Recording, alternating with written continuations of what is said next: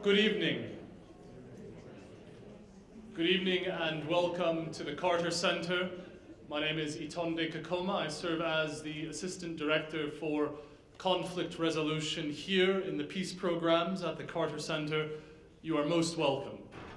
This evening is being conducted, facilitated, whatever word you would like to call it, in partnership with our colleagues in work at Emory University, specifically the Institute for Developing Nations.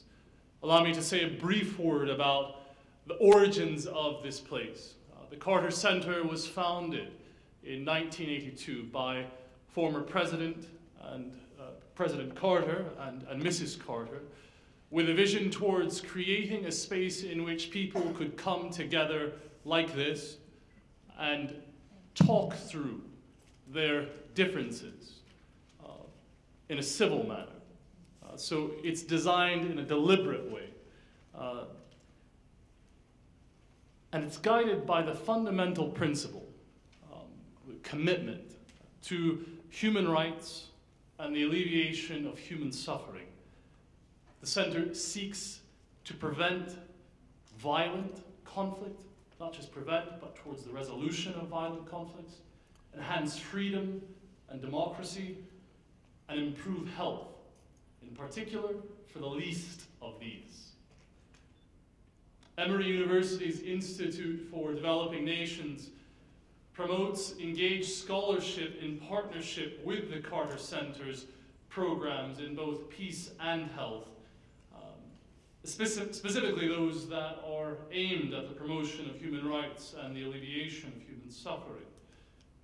By connecting the academic mission of Emory University with the Carter Center's programs, IDN initiatives underscore the importance of knowledge towards positive social transformation.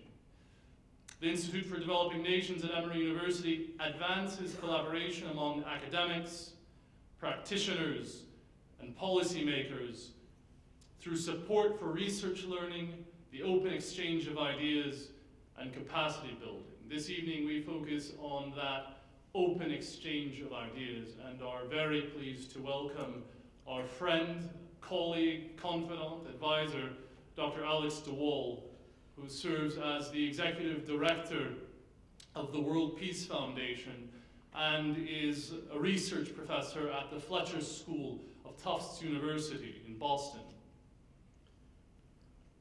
In brief, the World Peace Foundation aims to provide intellectual leadership on issues of peace, justice, and security. So it was no surprise to us at the Carter Center that Alex de Waal would be appointed as its executive director, given his expertise and commitment to all three, namely peace, justice, and security. Dr. de Waal, in addition to being currently as the executive director of the World Peace Foundation, he concurrently serves as a senior advisor to the African Union High-Level Implementation Panel for Sudan. Yes, that's a long title. And South Sudan, he clarifies, of course. He previously served as the program director at the Social Science Research Council, with responsibilities for research programs on humanitarian issues and HIV/AIDS and social transformation. His academic research is focused on issues of famine, conflict, and human rights in Africa. In 2008, and I'm skipping a list of honors, including an OBE, The Atlantic Monthly listed him as one of 27, quote, brave thinkers, in 2009. Among many areas, his expertise falls in complex emergencies and humanitarian action, with an emphasis on the Horn, that particular region of the African continent. He previously served as the president of the International Humanitarian Studies Association from 2009 to 2011.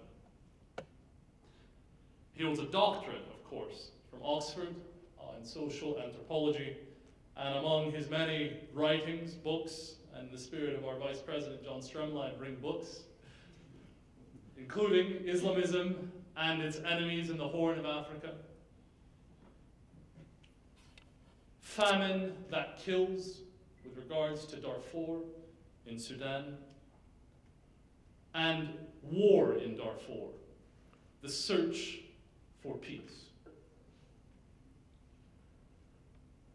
I would be remiss not to at least reference other esteemed colleagues from the Carter Center who have long been committed to precisely what the mission of the center entails.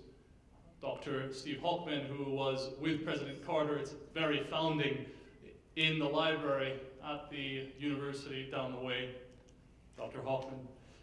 Dr. John Stremla, who serves as our vice president and in-house professor of the peace programs, Dr. Stremla, and senior colleague Tom Crick, who's been here for upwards of almost 2 decades, I believe now. Is that correct? Associate Director in Conflict Resolution Program. Forgive me for not introducing other colleagues who are amongst us. And importantly, our partners for this evening at the Institute of Developing Nations, while Dr. Sita Ranshov Nielsen, as the Director for IDN, is not with us, her esteemed colleagues are present and would be more than willing to share with you any follow-up events that may occur. I would note that this comes as one in a series of discussions in partnership with IDN around the prospects for peace.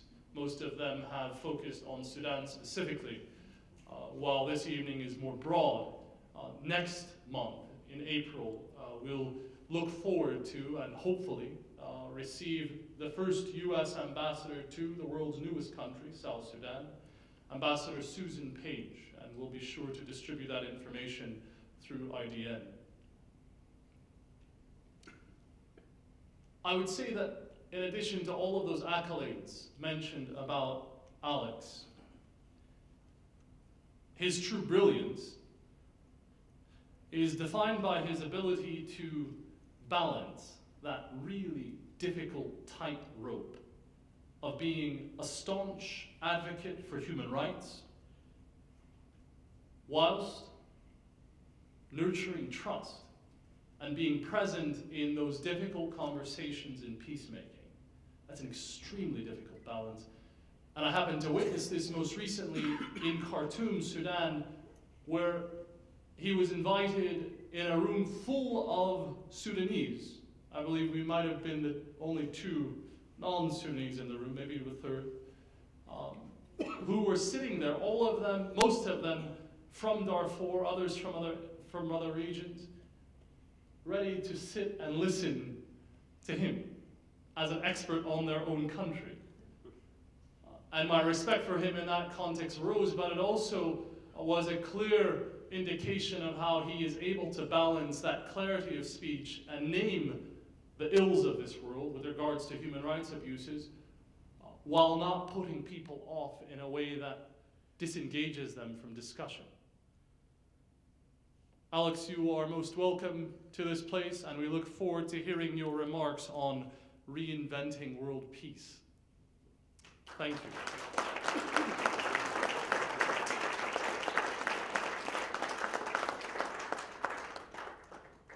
Thank you very much, Itonde. It's really a pleasure to be here, and thanks to all for inviting me.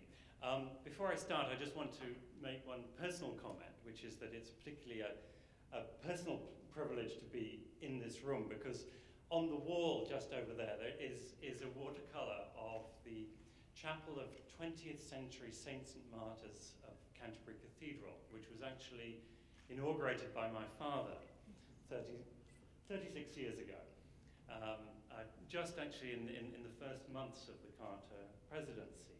And actually we received a letter, or rather my father received a letter from President Carter on the occasion of the inauguration of that chapel. So it's nice to be reminded of that event after all these years. I want to talk this evening about the idea of world peace. And I want to suggest that we are losing sight of it. We might even have lost sight of world peace. And I want to suggest that this is a rather odd oversight, because in all of recorded history, we have never before been closer to achieving a state close to world peace, or something like that, something with remarkably low levels of violence, of organized violence. And we might be losing sight of world peace, but perhaps because we're too far-sighted, where it's too close for us to focus upon. Too close to grasp, perhaps. But it's an important oversight, because the greatest dangers to world peace involve mistaken policies and decisions that may occur by the major world powers, including, I would suggest, especially the United States. Now, for earlier generations, several hundred years ago, in the era of Thomas Hobbes and so on, perhaps it was easier to focus on peace, because war and the threat of war was something that people lived with.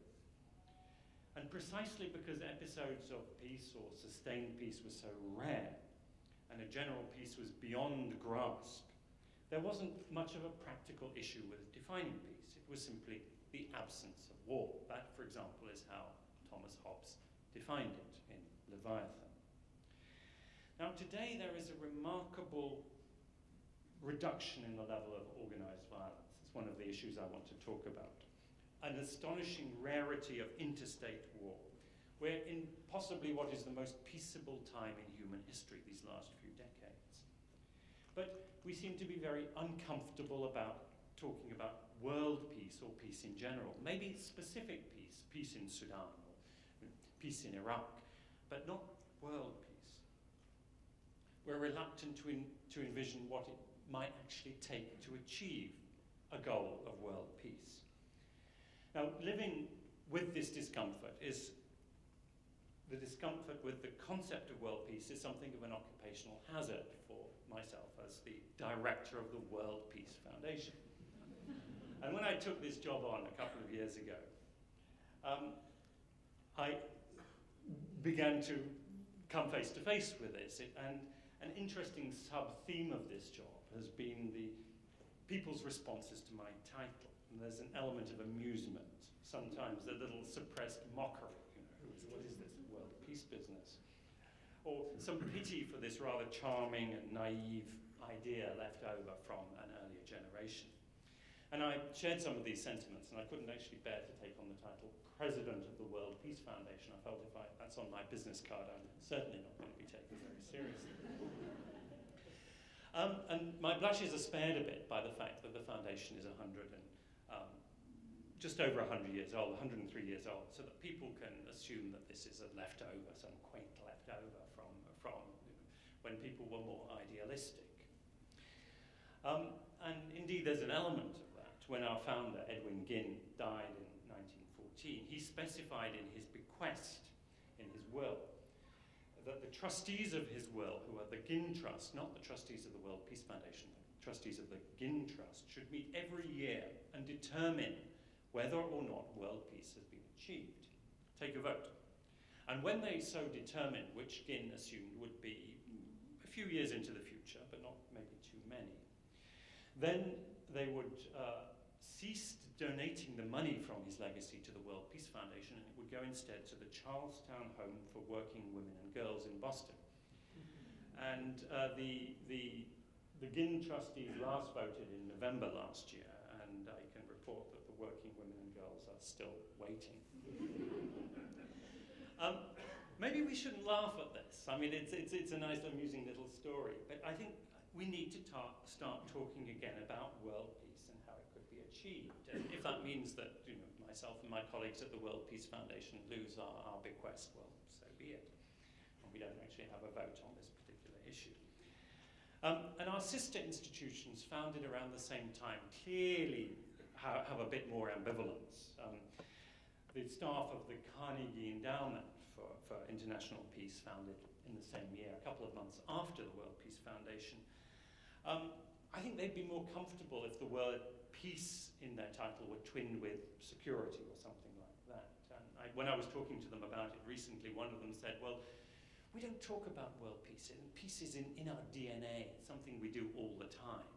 But the idea that they might re-envision, they might get to grips with what their founder, Andrew Carnegie, had in mind, which was world peace.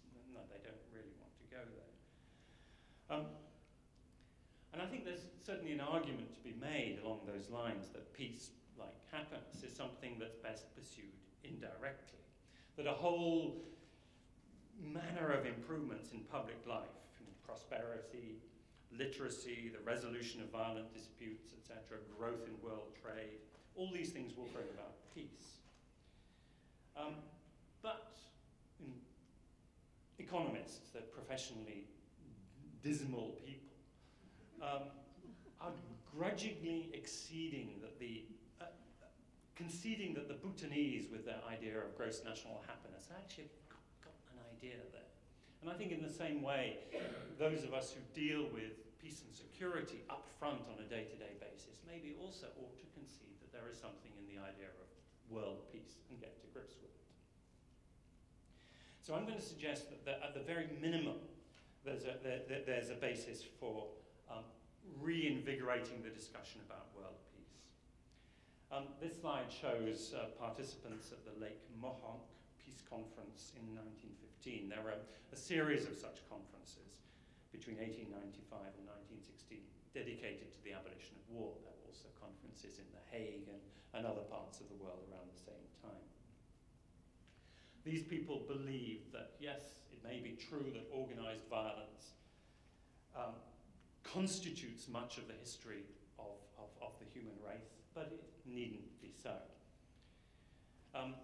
They were products of several generations of thinking since the Enlightenment, since the European Enlightenment, about world peace, about Immanuel Kant's idea of perpetual peace.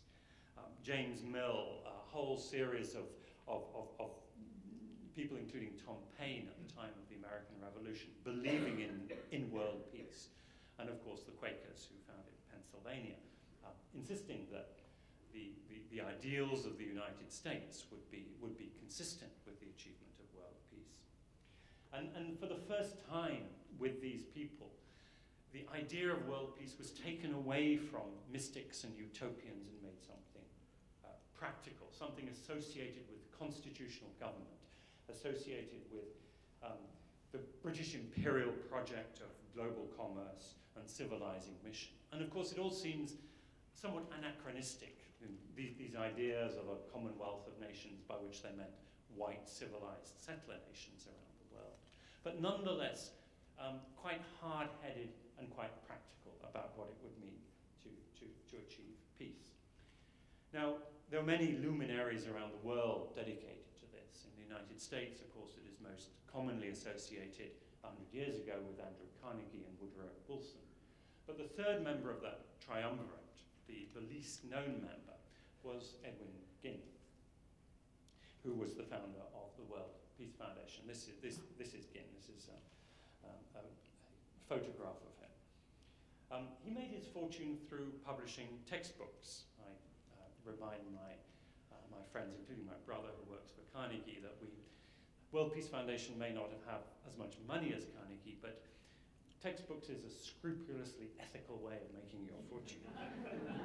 And then particularly for Edwin Ginn, one of his great innovations was to introduce into the idea of textbooks that it wasn't learning by rote, it should be opening the mind. So he commissioned the great social thinkers of his era to write prefaces and introductions to his textbooks. So fundamentally, Ginn believed that education was the key to world peace, and this is from the original articles of incorporation. Educating the people of all nations to a full knowledge of the waste and destructiveness of war and of preparation for war, its evil effects on present social conditions and on the well-being of future generations, and to promote international justice and the brotherhood of man, and generally by every practical means to promote peace and goodwill among all mankind. notwithstanding the slightly gender-insensitive language, we felt there is no reason to change a word of this after 103 years.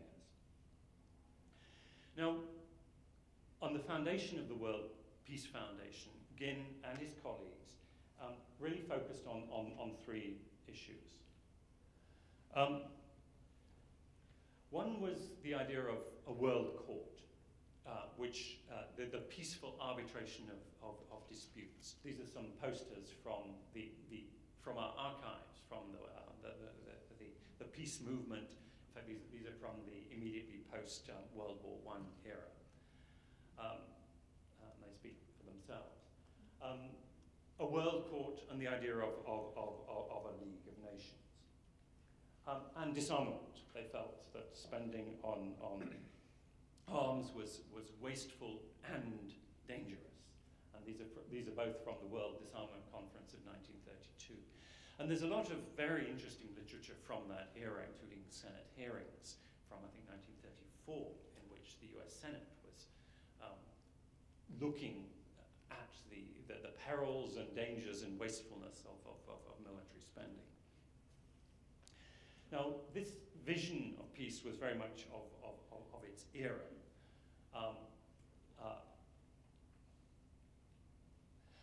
They were not.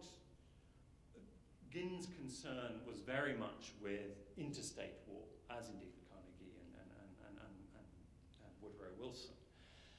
Their concern was primarily with Europe and to a certain degree with the Ottoman Empire and with Asia. When you look at Woodrow Wilson's 14 points with which the United States entered World War I, big emphasis on self-determination, but it all refers to the Balkans, Eastern Europe, and the Ottoman Empire. There's no mention of Africa or South Asia or Southeast Asia.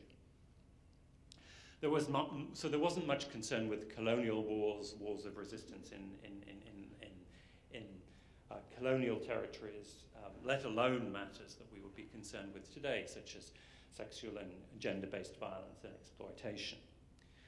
And this was a vision of peace for the world. It was a vision of peace hatched in the United States and Northern Europe, and then with great benevolence exported to the rest of the world. A peace led by commerce, law, and education. Now, Ginn himself died 99 years ago in January 1914. Perhaps he was fortunate not to live to see the events of the following 4 years, which of course plunged his friend and friendly rival Andrew Carnegie into such depression. And at any time in the 30 years following Ginn's death, his vision of world peace would have seemed ridiculous at best. It seemed a remote ideal. And at pretty much any time in the 40 years after that, the years of the Cold War, the shadow of mutually assured destruction meant that peace, insofar as it existed, was maintained by the balance of power, or maybe the balance of terror.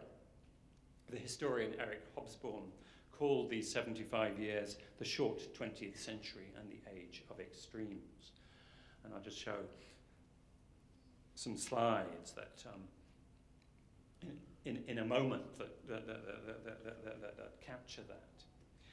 But after 100 years on, or 99 years on from the death of Ginn, I think we can look back upon those 75 years and with a slightly different perspective. And we can see that those wars and those other related disasters, not as an inevitability, not as the product of modernity, but as a political choice, or perhaps a political error. And there's a quote here from Niall Ferguson, that conservative British historian, champion of empire. And he closes his book on the First World War, The Pity of War, with these words. The First World War was something worse than a tragedy, which is something that we are taught by the theatre to regard as ultimately unavoidable. It was nothing less than the greatest error of modern history, and he emphasizes error. And he sees the First World War, which of course set in train the Second World War and all the issues of the Cold War, etc., as a grand digression, a bloody digression from the march of civilization, a sort of Whig view of history. And it's, yes, there were reasons for going to war in 1914, and indeed in 1917 also, but the unintended consequences of that war enormously overshadowed the war aims of the belligerents. The generals of the era marched ranks of young men off to death in the trenches. This march of folly killed 10 or 100 times more people than those who rushed to war had ever imagined, and it brought in its wake all these disasters of the short 20th century. War generates war. This is one of the simplest and most consistent rules of history. This is the legacy of World War I. This is Emperor Haile Selassie, the League of Nations in 1935, protesting in vain at the fascist invasion of his country. End of World War II. This is Hiroshima, of course. And the Great War destroyed Europe as it had existed. It destroyed a cosmopolitan tradition. My grandmother, when she was young, could travel across all of Europe without even needing a passport.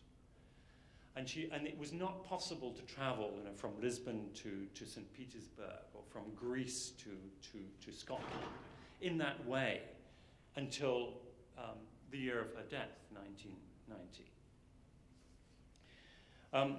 And looking back over a century, there's a consensus among historians across the board, not just conservative historians like Niall Ferguson, but more radical ones like Gabrielle Kolko, or eminent American historians like Barbara Tuchman, who identify World War I as a folly, as a mistake, all in slightly different ways.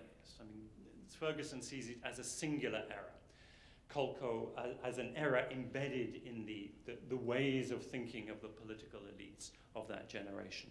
Barbara Tuchman identifies persistent types of errors in the decisions of going to war and sustaining wars over the years. So if World War I was such a mistake, surely we need then to look again at Edwin Ginn. Look afresh at those men and women of 100 years ago who understood it as an unnecessary blunder, as a folly at the time, not be quite so condescending to them as the succeeding generations have been. Take seriously their idealism. This is another of the sort of second or third generation consequences of that blunder. The wars of decolonization that in such a bloody way followed World War II, and then the hot wars of the Cold War, this being Vietnam.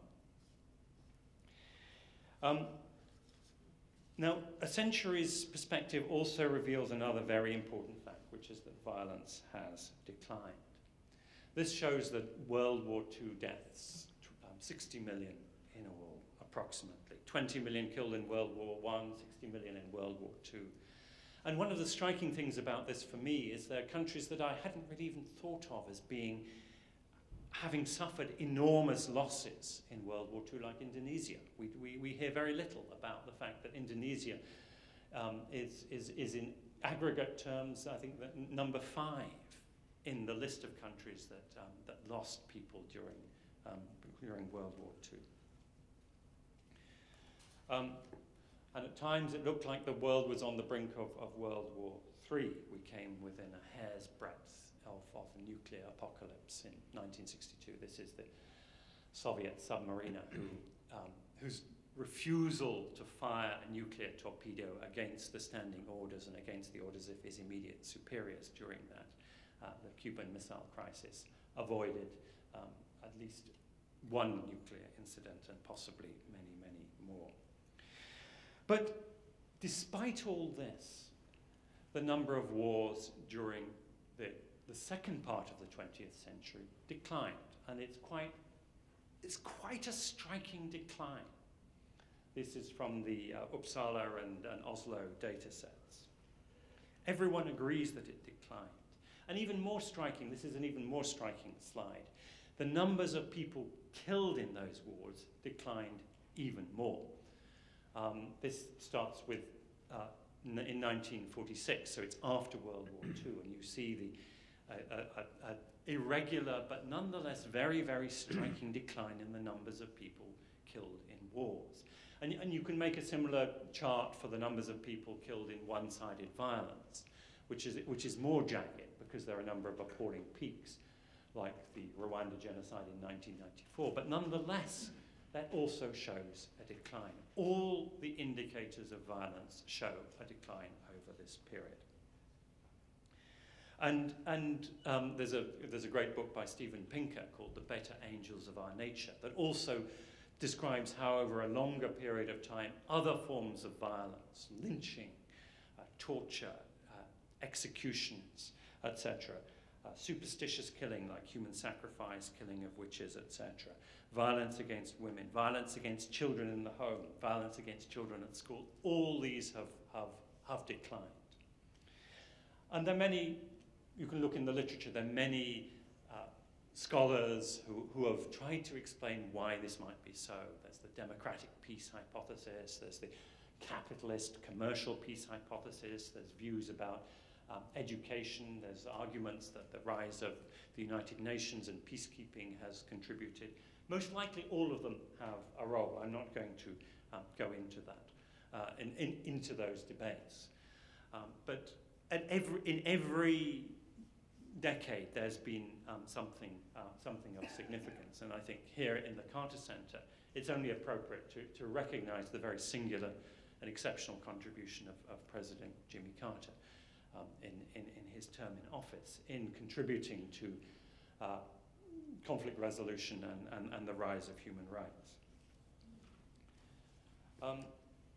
Our norms have changed. This is a picture from the eve of World War I. War was once regarded as a necessary or virtuous activity.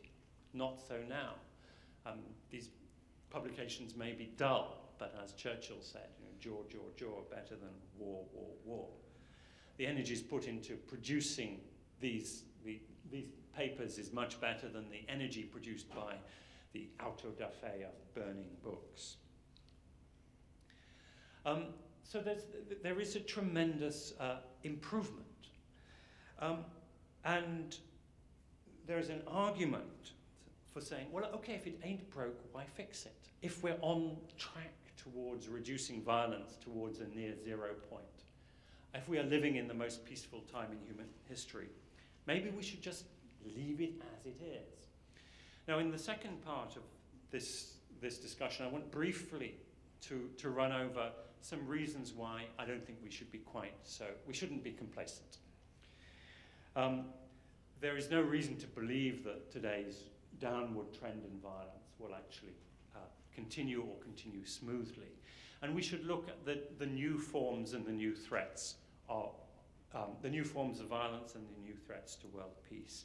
And there are 5 that I want to run over very, very briefly, and we could maybe discuss them more in the question and answer. One is the continuing threat of conventional wars, especially in different parts of Asia, ranging from the Middle East to East Asia.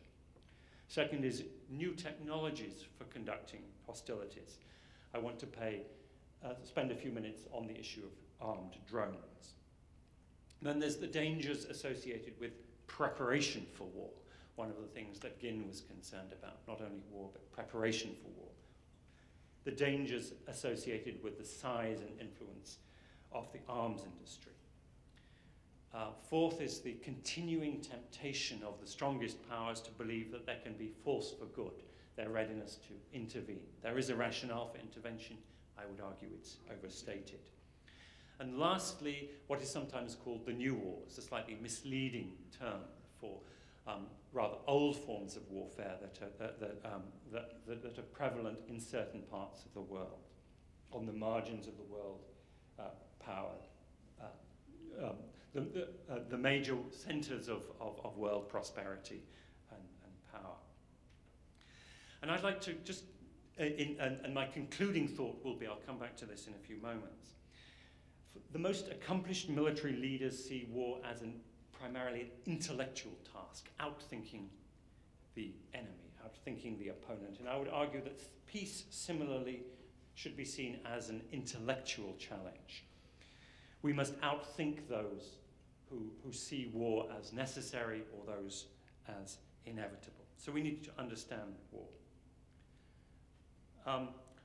This is the slide that accompanies the are we living in the most peaceful era? These are the zones of conflict, the dark blue zones, which are, as it were, on the peripheries of of North America, the peripheries of Europe, and the peripheries of East Asia. This is Karl von Clausewitz, the Prussian military theorist of the 19th century. War is the continuation of politics by other means, and it remains so.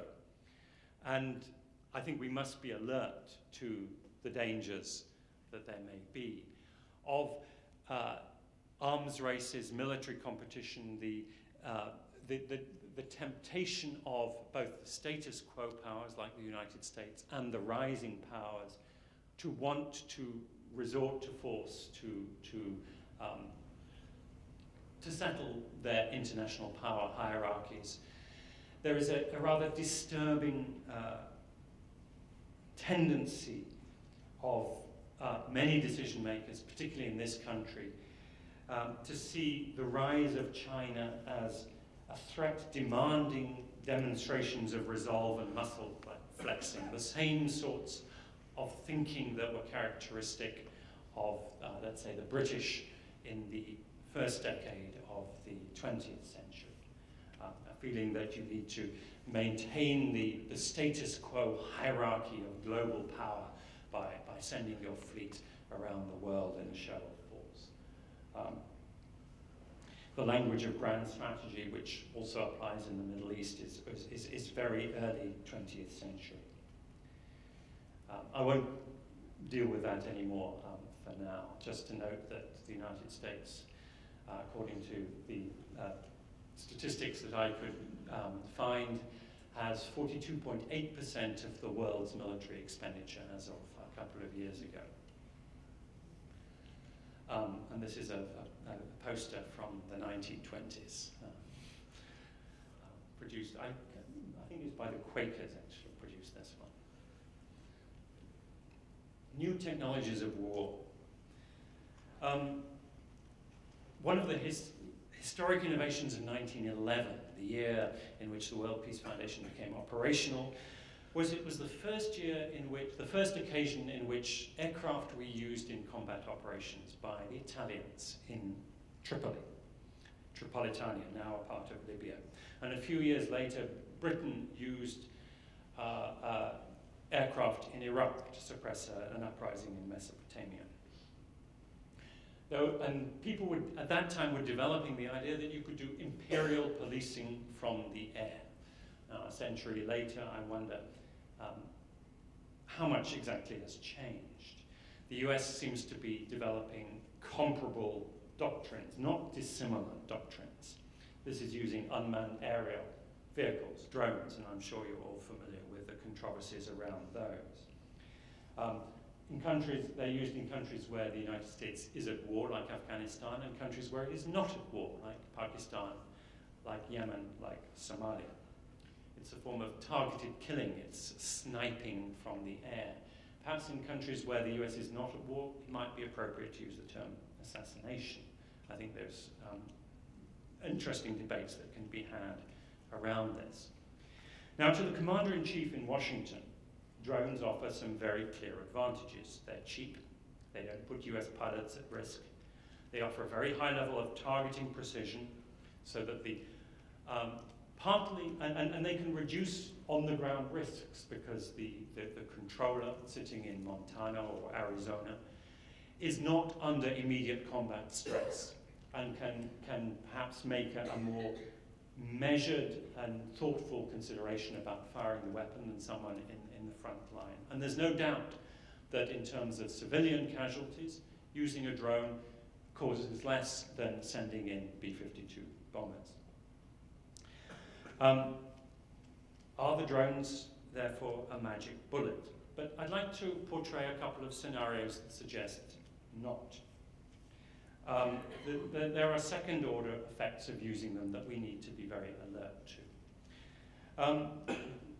Let's imagine that the government of Yemen, whose cooperation is highly prized by Washington as a necessary partner in the US war on terror, feels so humiliated by the US use of drones over its territory to kill both militants and occasionally civilians nearby, albeit in dozens rather than thousands, that the government of Yemen is compelled by domestic political pressure to wind down its intelligence and military cooperation with the United States, to a point at which the political campaign against al-Qaeda, and it is on the political front that this campaign will be won. The political campaign against al-Qaeda and Islamist extremism is halted or indeed reversed. The threat of terrorism from the likes of al-Qaeda will be overcome when the people of countries where al-Qaeda is active, like Yemen, and their governments, become cohesive and effective in preventing the conditions at which Islamic extremism, jihadism, emerges. The war on terror will not be won by killing extremists one by one. It is not as though there is a finite list and you can knock them off, and then when you get to the bottom you can say, job done. It will be won by political methods which require the cooperation of governments like those of Yemen. And I suspect that the short-term advantages of using drones will be undermined by the medium and longer-term disadvantages of undermining the cooperation of governments like Yemen. And I want to add another scenario. And the reason why I put this picture of Saif al-Gaddafi there is it's not widely known that the reason why the means whereby Saif al-Gaddafi was captured in the Libyan desert and put under arrest was that the government of Sudan operates drones, surveillance drones, not armed drones.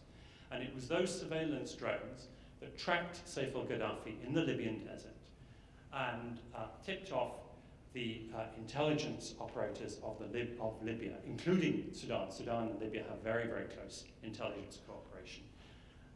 Tipped them off, and he was captured. This is actually one reason why he is unlikely to go to the International Criminal Court with Sudanese intelligence cooperation with Libya, which was a major element, actually, of the 2011 NATO campaign, the people on the ground doing a lot of the coordination and training with Sudanese intelligence operators. This precludes him being handed over to the ICC. Now, what if Sudan, which also has intelligence and military cooperation with Iran, arms those drones? What if it decides that the rebel leaders from southern Kordofan, either in its own territory in southern Kordofan or when they are taking sanctuary in southern Sudan, let's say in the city of Juba, and the two countries now are putting into operation a mutual commitment not to harbour and support rebels against one another's, fighting against one another. If the government of Sudan were to decide that the government of South Sudan is not actually implementing its obligations, perhaps because it's incapable of doing so, because it's not very well organised, and so it will implement those obligations on its behalf and send an armed drone to take out some of these people. That's a Sudanese example. We can think of many others around the world. I think the US in pressing ahead with the very widespread use of drones because, and at the moment on a unilateral basis, because the US has the technological edge, is, I think, storing up very, very serious problems further down the line. Technological advantage in military affairs is transient. The impunity of imperial policing is an illusion. We need a legal regime to govern these weapons, I would suggest. Very quickly, preparation for war. Oh, sorry, do we have some water? Oh, yes. US defense spending. this is only now coming under scrutiny because of the financial crisis, the budget crisis, not the Pentagon seems to be immune to critique for actually spending, what, 706 billion US dollars as of 2009. It must be more by now. I think there's an argument that deterrence can work, but there's also an argument that when you are armed to the teeth and deterrence doesn't work, then you make a mistake and it's catastrophic. And there's no doubt that the arms race of the early 20th century contributed to the industrialized slaughter of World War I. And errors made by political leaders, and our political leaders are not immune to making errors, particularly when it comes to war and peace, as I would suggest the invasion of Iraq demonstrates. Future errors could have much more major consequences. I think these are still very relevant, some 80 years after they were first published. I was going to talk a little about intervention, but which I think is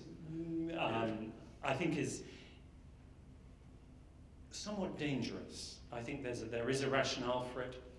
I think that it is overhyped. I think that the military is a very poor instrument for delivering humanitarian goods. The reason I put this thing on the bottom right is that's a photograph from Somalia in 1993. It shows Belgian peacekeepers torturing a Somali boy. Soldiers, wherever they go, when they're put under conditions of stress, do misbehave. And one of the under-acknowledged reasons for the debacle of Mogadishu, the Black Hawk Down incident, was things like this. The Somalis had been turned against their supposed saviors by the personally abusive behavior of quite a number of them. The Americans, I must say, were better behaved than many, but when the war in Mogadishu began to hot up, there was very little restraint by especially the helicopter gunships that were deployed. And then the last point I want to raise is the changing nature of conflict. Now, this has been something that has preoccupied military planners over the last 20 years. This is from Bosnia, this is from Libya. New irregular forms of warfare, hybrid forms of warfare involving religious extremism, involving fusion between criminal gangs and military forces and so on. And this is from, I think, the US Marine Corps, hybrid threats and challenges, largely in the littorals, it says. Now that's interesting, because if you look at the geography of these wars, they are, as it were, in the littorals. They're not in the more remote parts of the world. They're in the parts of the world that are more or less adjacent to the developed countries. There's also the so-called arc of instability. All of its members seem to be Muslim countries, and sometimes speaking of the arc of instability seems to be a code word for talking about the tendency at the moment of the US and its allies to make war in Muslim countries. But you'll notice the arc of instability extends here to the Andean republics in the Caribbean because of the drugs trade. I would argue that we need to take a slightly different lens to this. This is my one-slide explanation of the Mali crisis, in which I see it as a hierarchy of criminal cartels. You have, as it were, at the top, you have Gaddafi and Berlusconi, both of them crooks. You have a slide that, in this case, shows the contraband flow of cigarettes, worth several billion contraband cigarettes, to the Mediterranean countries going across the Sahara. Control over that was very, very lucrative. There's also cocaine, there's also people smuggling, there's also hostage taking, protection rackets, etc. You have a situation in which criminal rents originating from the Mediterranean, from Europe and the Mediterranean economy, was the chief source of income and revenue to the Saharan countries, including Mali, Niger, etc. And you take out one of those criminal cartels, you take out the Gaddafi clan, just like in Mexico, if you take out the chief criminal trafficking cartels, the ones immediately under it in the hierarchy will start fighting over territory. And this is exactly what happened in the Sahara in 2011, 2012. You take out Gaddafi, this fellow here, Iyad Agali, in the middle, who was in the pay of the Algerians. He was really a opportunist, mercenary, smuggler, etc. They're all basically smugglers. Saw an opportunity for moving into a more lucrative position. Many others did too, and you get them fighting over those rents, those criminal incomes. And you get this fellow talking to Iyad Agali, who is the foreign minister of Burkina Faso, itself also a largely criminal enterprise, that government, wanting to move into that particular arena, make a lot of money out of it. In this case, acting as making money at both ends, making money both through controlling the trafficking routes and also getting its troops paid for by the French and the Americans by having blue helmets. So the whole thing is, in my view, very largely a competition over these sources of rental income, and security cooperation is one of them. So I think we need to, one of the sources of rents. So I think we need to be mindful and analytically quite rigorous about the types of conflict and threats that we are confronting if we are to achieve additional progress in reducing violence. So to conclude, we are a long way on in terms of making progress towards world peace. 99 years after the death of Edwin Ginn, it's much less remote than at any time during the previous century. There's greater moral revulsion against all forms of violence. There's greater infrastructure for knowing about violence and responding to it in an effective way. And I think this is an enormous improvement. And I would argue that we need to sustain those sensibilities, and we need to address each of those issues that I have outlined. We need, particularly here in the United States, to recognize that the threats to world peace are not the same as the perceived threats to the security of the United States.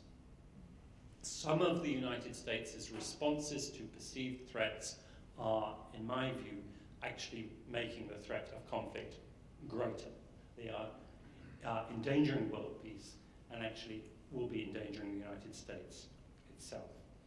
There's a real danger that a US national security policy based on fear of the rest of the world will generate needless threats. And if the United States continues to be armed to the teeth, mistakes in that regard would be, I think, potentially disastrous. So I would conclude by saying there's a lot of wisdom still in the goals of the World Peace Foundation a century on, to educate the peoples of all nations, including especially the United States as a superpower, about the dangers, waste, and destructiveness of war, and of preparation for war and its evil effects. And part of that education is for the world to become not only the object of peace, but also to become part of that discussion. We must actually solicit the visions and the views and the insights from around the world to make this truly a collective discussion about what world peace should be for the next 100 years. Thank you.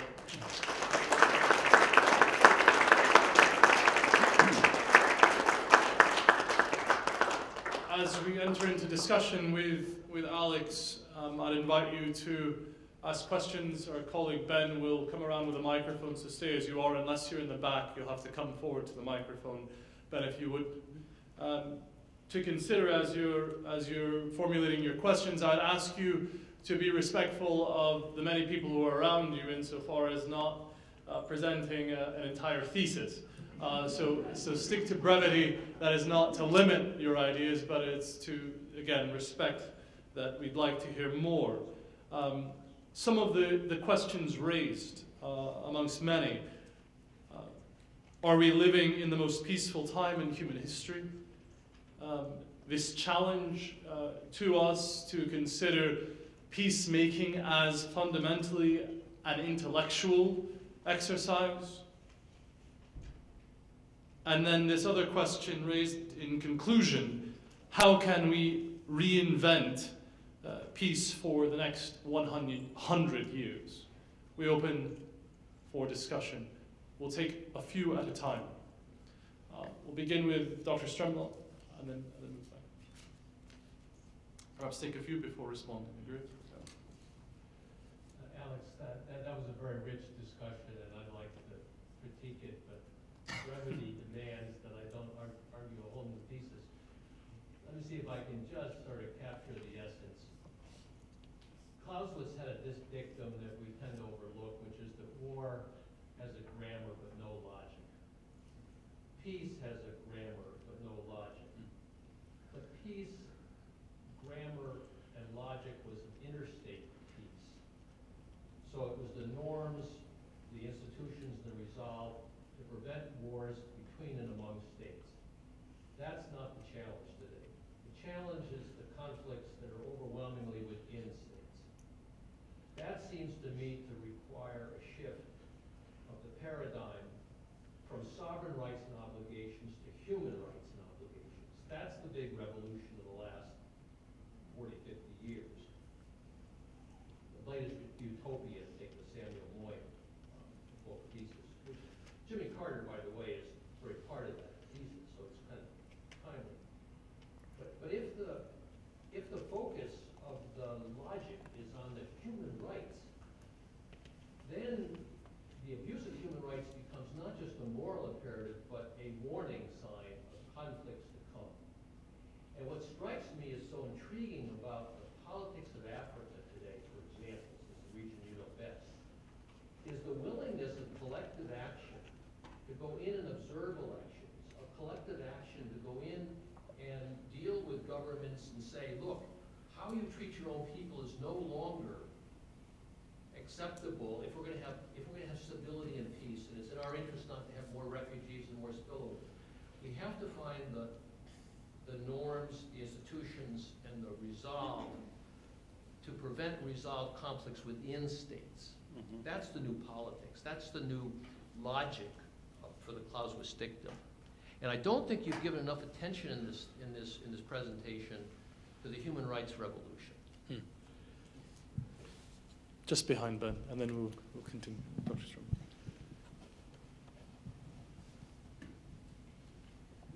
I think you're correct that there is less war today than there's ever been.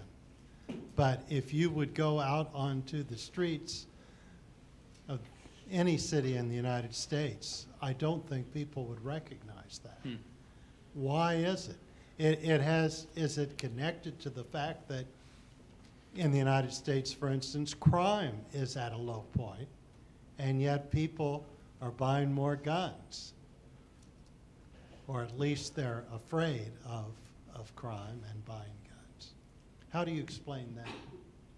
We'll take one more question and then hear the response. Would there be another question? Just behind you, Ben.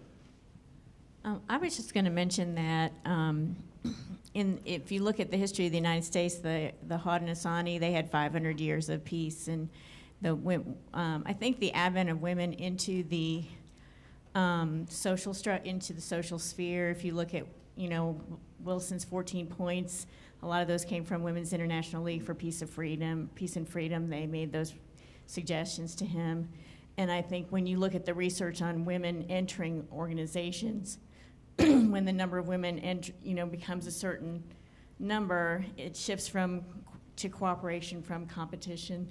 If you look at some of the research on conflict resolution, a lot of times it's the women who start to share and bond and overcome the hatred and the trauma and the post-traumatic stress. And also I think the nonprofit, the whole growth of nonprofits, I mean, there's millions and millions of them, and I think those contributions, again, a lot of those are manned by women. So I guess I would like to know more about what you see as the role of women in the future in terms of world peace. That would be my question.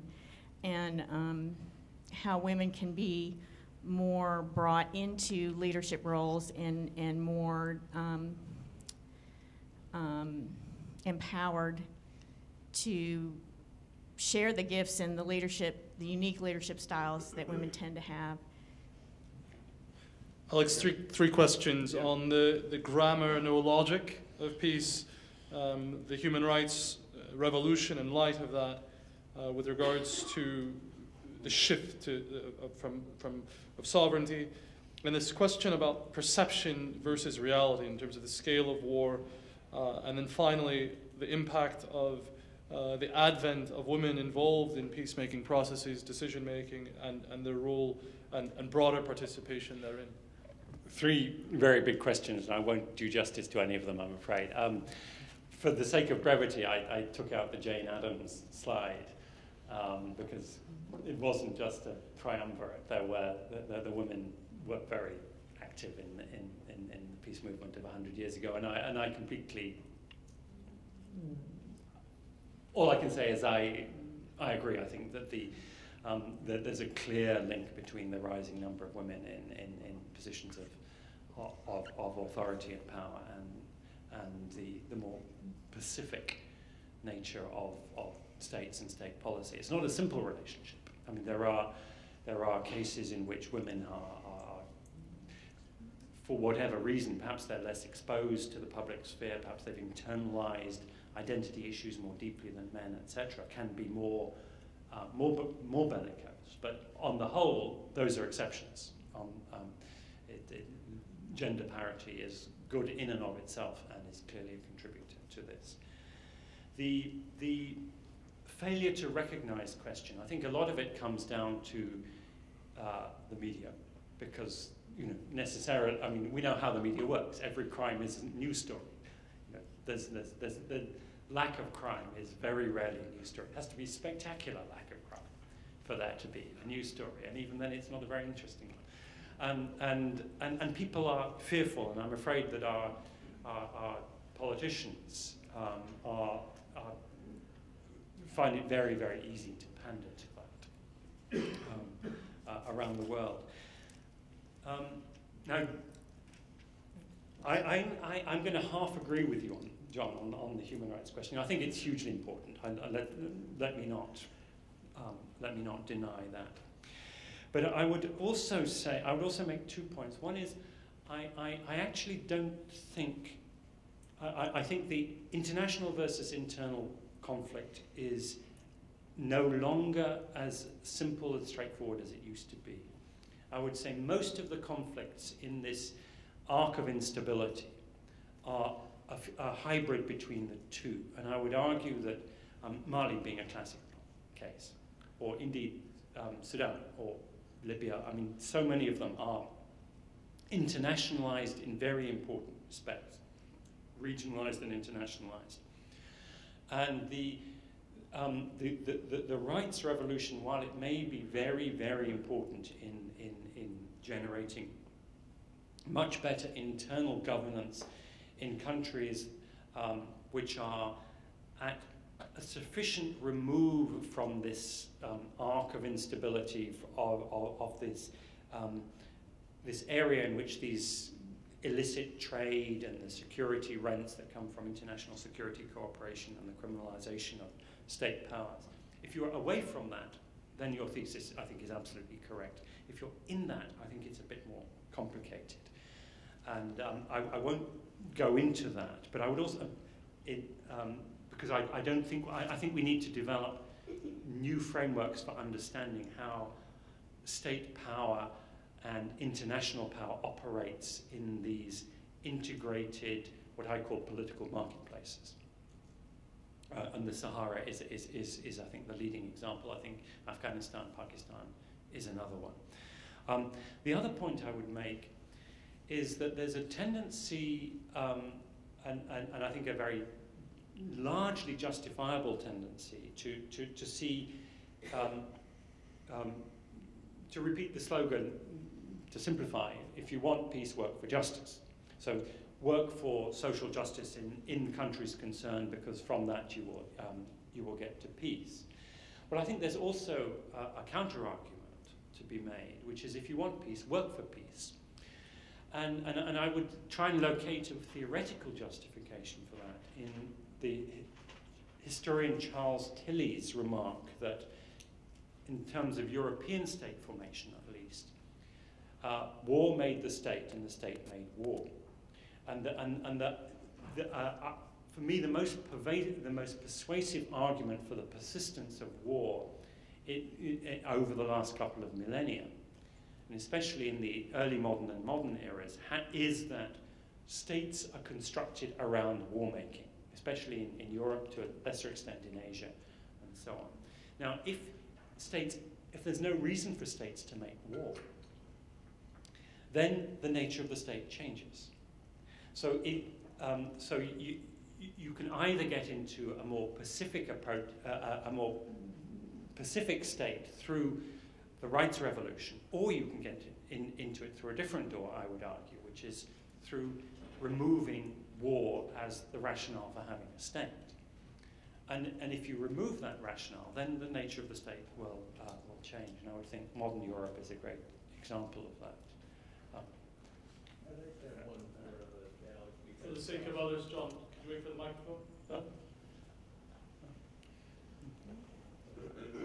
didn't want to do that. I just want to understand what the project is here, what the concern is. It seems to me like you're pointing toward your perpetuation of the World Peace Foundation is very secure because the project is politically capable states. It's not foreign policy that can deter or can balance. It's not that, it doesn't matter how you treat your internal people. The real project is politically capable states. Do we think we agree on that? Because if that's the case, then you're in business for a long time. I'll take another round. I believe there's a question in the back. You're going to have to come forward to get the mic. And gentleman here, is there another question? Yeah.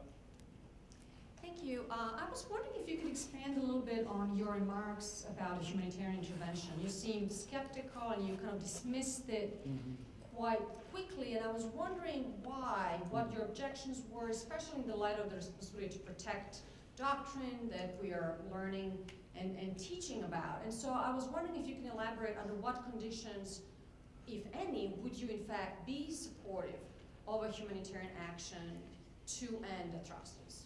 Thank you. Sir, Ben, just to...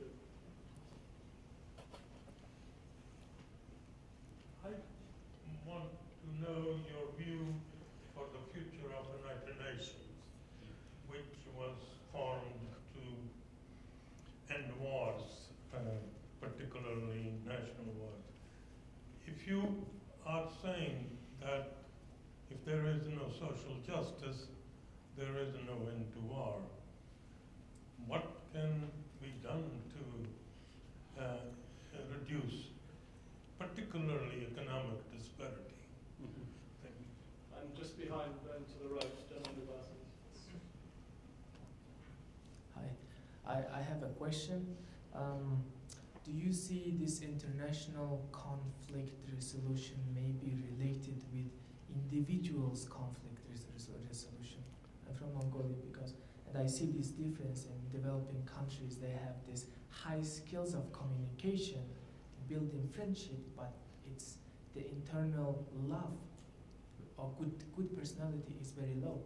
While in developing countries, they are very good person, they love each other, but their skills of relationship, conflict, fixing skills is low. So I was just thinking, it might be interesting also to see how people think and fix and approach to the conflict. Do you see also a key maybe to fix in international arena. Let's take one more question, Ben. I believe there was one just behind. I want to ask about the very practical reality of world peace being limited by our defining of peace and conflating that with an American-style definition of democracy and insisting that the rest of the world adhere to our definition. How can that be broadened without lessening our capacity to improve human rights? So we have, thank you. 4 questions, just on humanitarian intervention with regards to the right to protect, and are there any good cases? The future of the United Nations, with a special reference to economic disparity, this international versus individual conflict resolution question, and then he gave the specific, it's from Mongolia and was talking about the discrepancy between developed and underdeveloped nations. And then finally, the practicalities of peace and the problem of prescribed understandings of democracy. Okay. All good and difficult questions. We're in Atlanta. There was a time when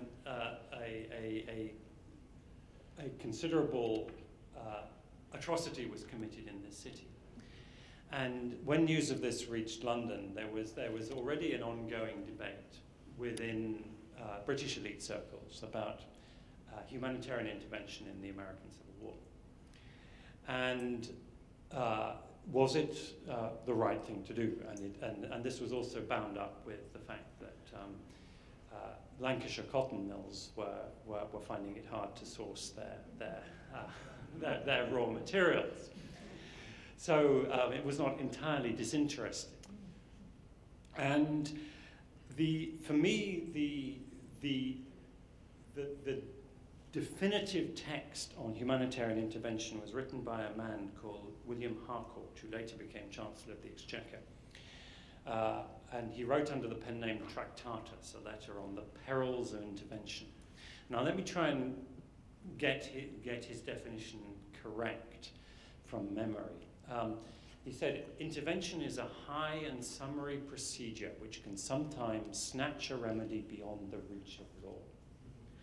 As in the case of revolution, its essence is its illegality and its justification is its success.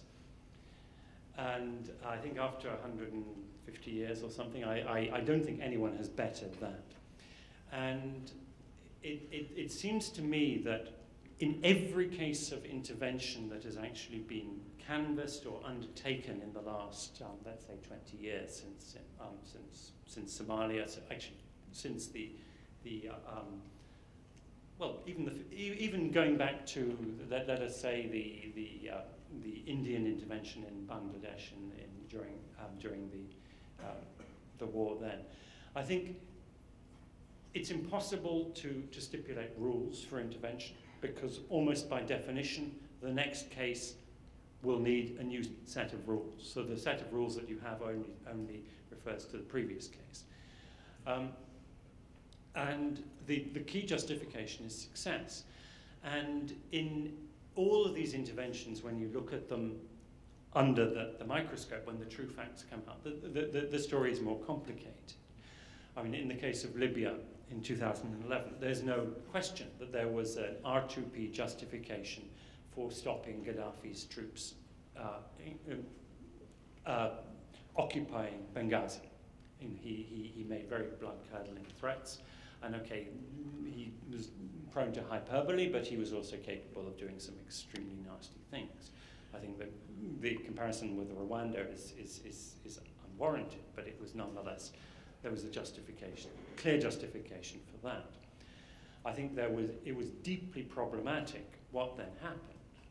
Afterwards, the United States, Britain and France shifted without taking it to the Security Council, without a proper public debate and scrutiny, to a policy of regime change. And in doing so, they brushed aside some perfectly workable proposals for a negotiated settlement that could have avoided many of the problems that have since ensued. And they made common cause with some people who they don't want to admit, like the Sudanese National Intelligence and Security Services. Now, that is the nature of intervention. It may have worked. Arguably, it was the most successful intervention, notwithstanding the ongoing problems and what happens in Mali and Algeria since then. Arguably, it's the most successful intervention. But legality, it's pretty dubious, the legality, and certainly the transparency of that operation leaves a great deal to be desired. And I think every case that you look at has similar problems. And I'm, as a result, very resistant to codifying the right of intervention. And I think it becomes a pretext for maintaining armed forces that, for which this is a very minor activity compared to what they do most of the time. And it becomes a problem of having this instrument. Oh, well, okay, in this case we will make sure that we have a justification for using it. Future of the UN and issues around social justice and war. I would argue actually that, I'm very much in favor of social justice and all forms of justice, but I think we do need to distinguish between justice and peace. Because I think they are different. And they can come into conflict, and they can come into conflict both at the very general level, in that if a peace movement becomes a movement for overall social justice, I think it can lose its edge of being a specifically peace movement. And I think you've seen that in many of the peace movements in Europe and the United States over the last 20, 30 years. You have these enormous rallies, and the peace movement, because it wants to get people on the streets, makes common cause with anyone who's ready to come out with a banner. And then on the stage, in the rallies, you get people talking about things that are really very, very tangentially related to peace. And I wonder, I think this waters down the significance of peace movement.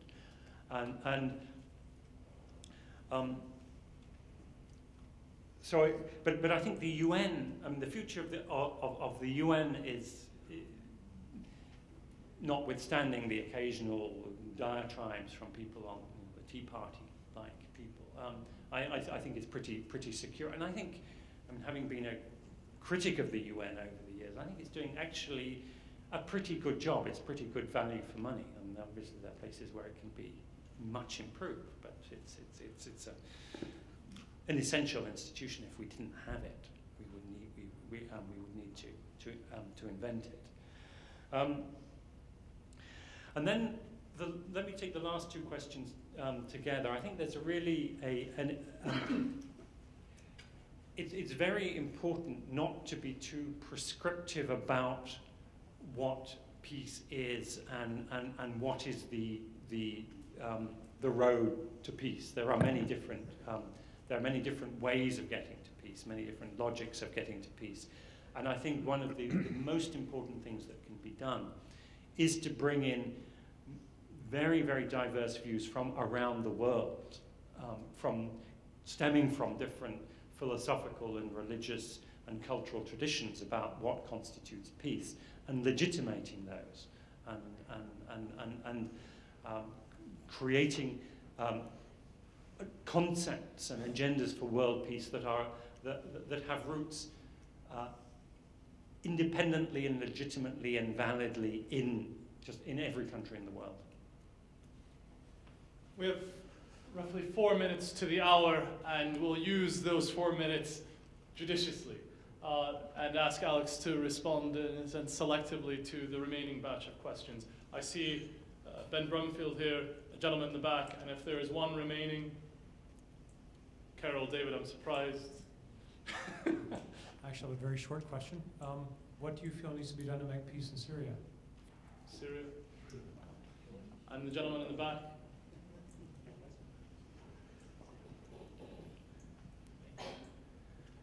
I've had a Save Darfur sign in my yard for a decade now. It's starting to rust and fall apart. And this is a genocide that's been widely known about, well, somewhat widely known about, but nothing seems to be getting done. Do you have any idea of where we might be headed? Will this ever be over? And then one remaining question here in the back. I'm sorry, I can't see behind the camera, so if there's someone there, you have to step forward.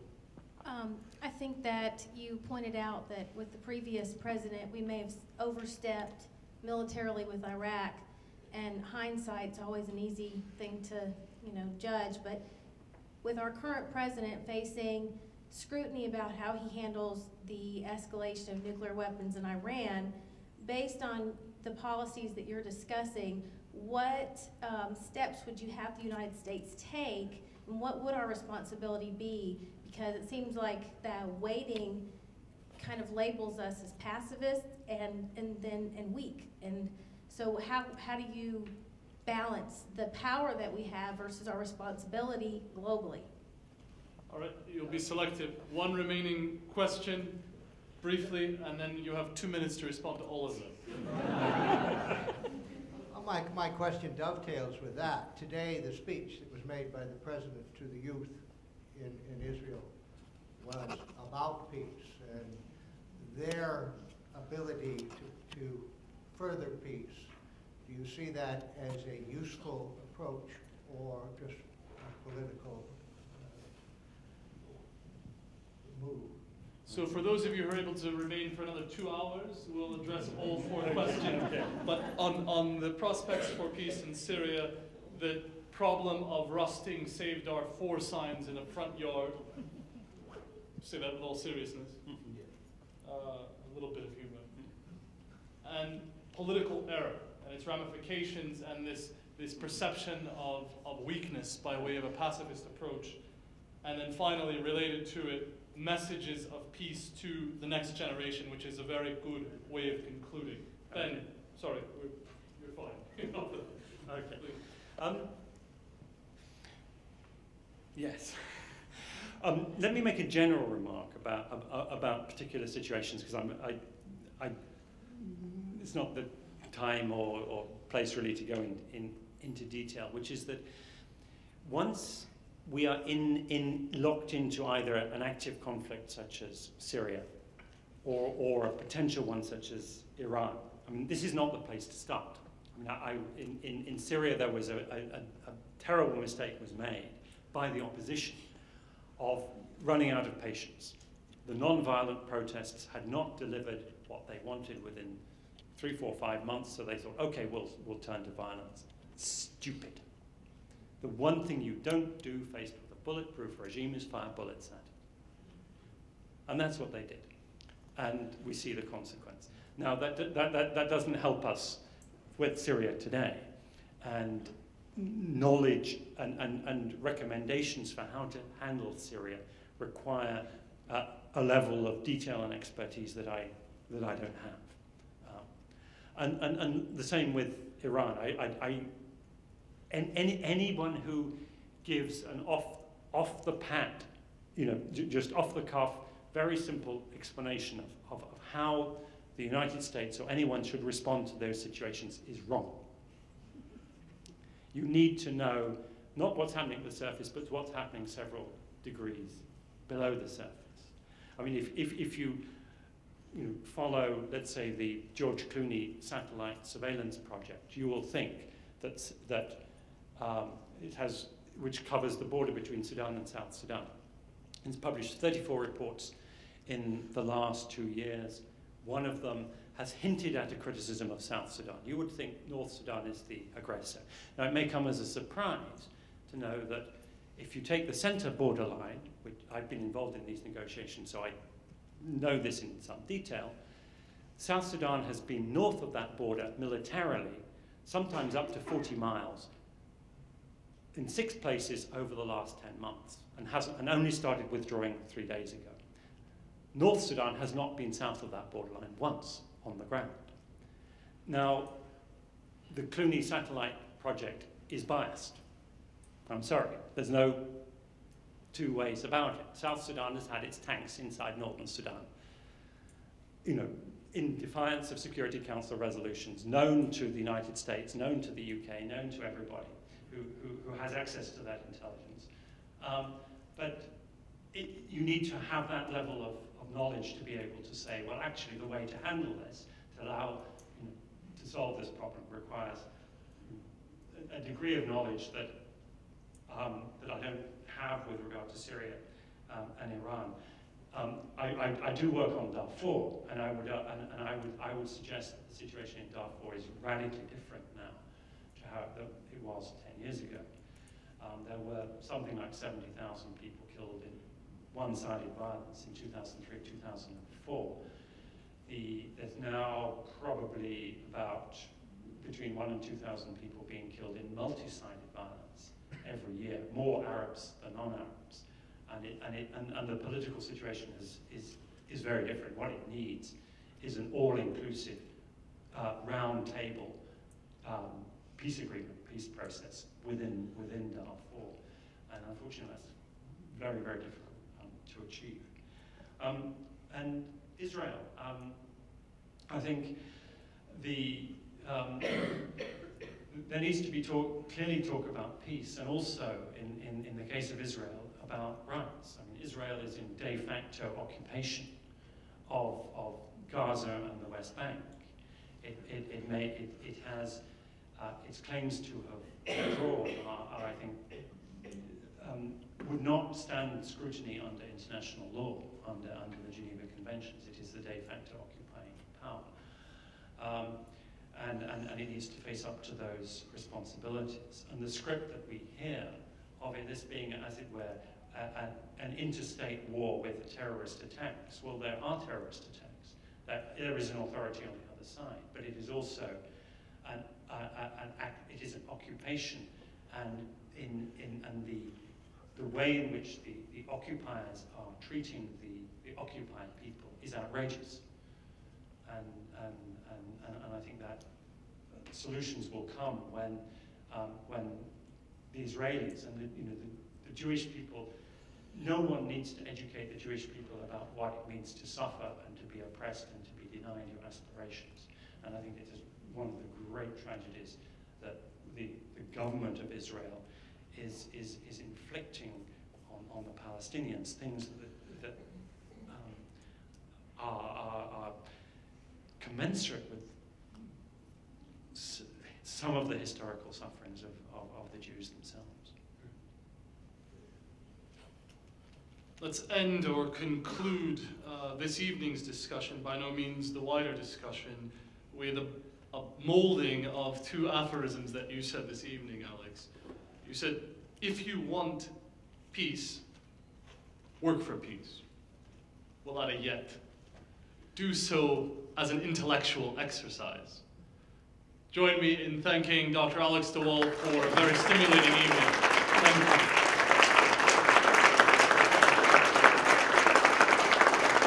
I would encourage you to take a look at both the Institute for Developing Nations website and the Carter Center website for ongoing conversations here on such topics and wider matters, including health. Again, thank you for coming, and we look forward to your return. Good evening.